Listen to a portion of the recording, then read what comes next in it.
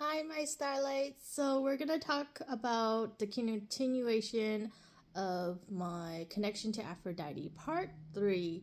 So, just a little disclaimer um, it's gonna be very long talking about my connection to Aphrodite, and it's not gonna be told straight through because I'm gonna talk about my whole journey. So, but I will try to label it as well organized as I can. So, I broke up with that COVID relationship, right? So I was dating and I met some guy online. Um and he was Asian, and we actually never went on a date, but we talked and stuff, and we were talking about things, and then it led to spirituality. I'm assuming, I kind of forgot. And then I told him I was Aphrodite, and then he told me that he was Apollo, that he identified as Apollo and I identified as Aphrodite, and he believed me and I believed him. And I thought that was super cool that I met someone that felt the same way as me after awakening, right?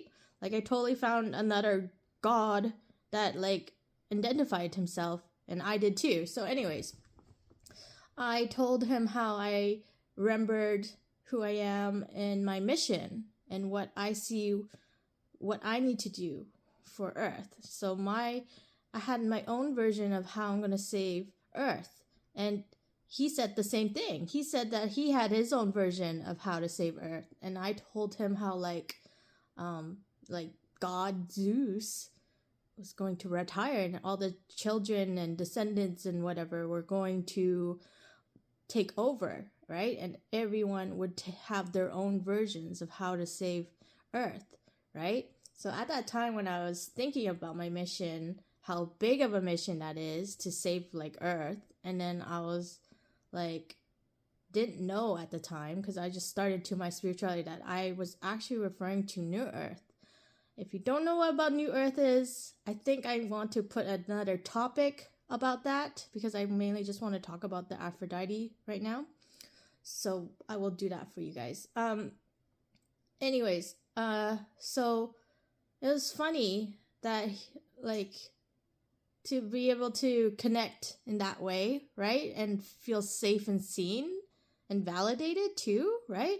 But yeah, his personality was very similar to Apollo, and I think he was a little younger too than me. And then like I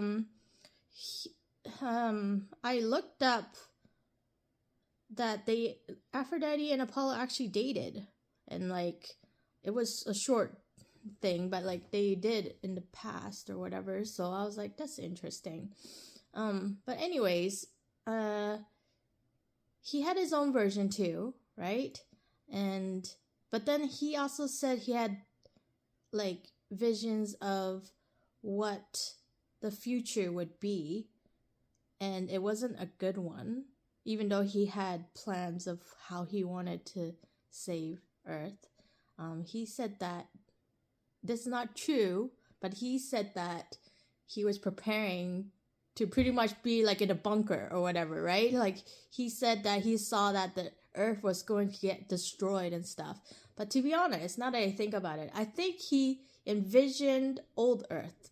He envisioned old Earth like destroying itself, because we cannot stay on old Earth as it is, because it is going to destroy itself. So I think that's what he envisioned.